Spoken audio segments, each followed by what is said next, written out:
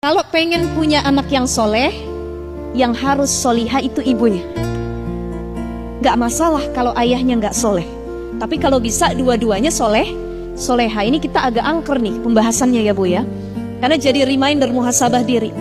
Pertama, Nabi Nuh. Nabi Nuh soleh apa enggak? Soleh. Istrinya soleha tidak? Istrinya pembangkang. Maka anaknya durhaka atau tidak? Siapa anaknya Nabi Nuh? Kan'an. Naik ke atas bukit malah tenggelam. Habis Nabi Nuh nangis.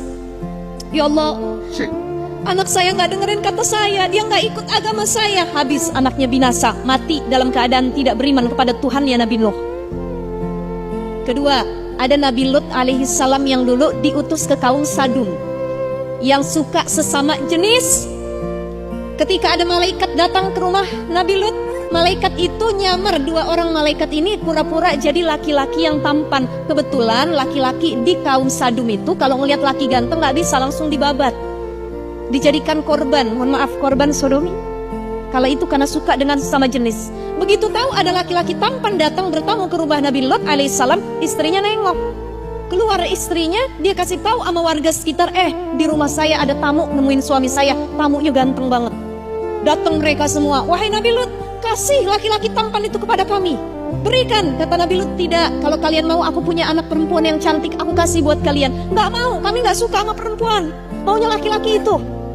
Maka istri Nabi Lut alaihissalam adalah seorang pembangkang, pengkhianat. Ketika Allah memutarkan, ini mudah-mudahan insya Allah nanti kita bisa rihlah jalan-jalan ya ibu-ibu ya, napak tilas bagaimana kaum Sadum itu yang sekarang disebut dengan Laut Mati yang ada di Yordan, itu dulunya adalah negerinya kaum Sadum. Jadi cara Allah mengazab mereka, ibu tahu nggak? Kisah waktu itu tsunami di Palu, ada satu daerah namanya Petobo.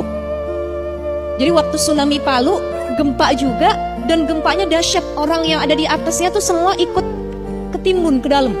Itu tanahnya bergeser masuk ke dalam tanah semua. Kurang lebih kisah kaum Sadum Nabi Lut alaihissalam seperti itu. Jadi saking Allah murkanya sama kaumnya Nabi Lut yang suka dengan sesama jenis, LGBT saat itu, ya Allah ya Rob. Dari kasih perempuan milih sama-sama laki, ya. Ada si Udin sukanya sama si Ahmad, ya Allah. Padahal ada si Putri yang lebih cantik ya Bu ya. Ini nih pentingnya orang tua harus lebih aware lagi. Maka azabnya adalah Allah balikan. Yang tadinya begini tanahnya dibalikan nih, ketimbun mereka semua.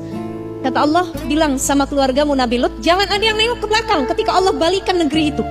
Tapi istri yang namanya perempuan nih hobinya kepo. Betul apa enggak? Udah dibilang jangan. Kata suaminya jangan nengok ya Mah ya. Jangan nengok, lurus aja lihat ke depan.